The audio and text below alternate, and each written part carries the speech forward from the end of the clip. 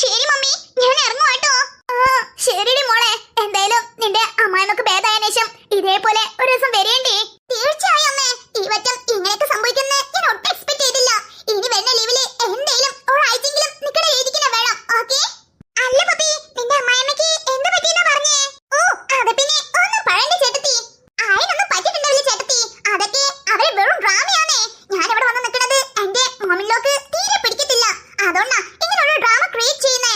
അയ്യോ, എപ്പോഴും അങ്ങനെ തന്നെ ആവണമെന്നില്ലല്ലോ. ചിലപ്പം ശരിക്കും അവർക്ക് വയ്യാണ്ടായതായിരിക്കാലോ. പിന്നെ അങ്ങനെ നീ തന്നെ അങ്ങ് തീരുമാനിക്കലാണല്ലോ.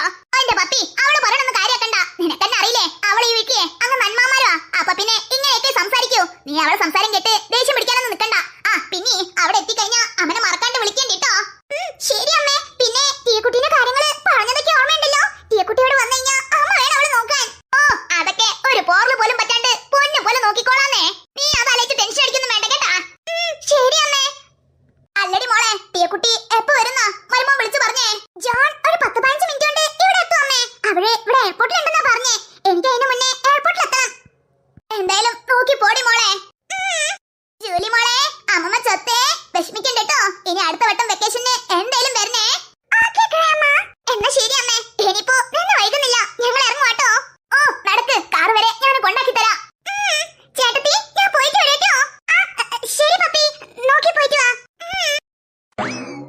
അമ്മേ. 5 minutes later.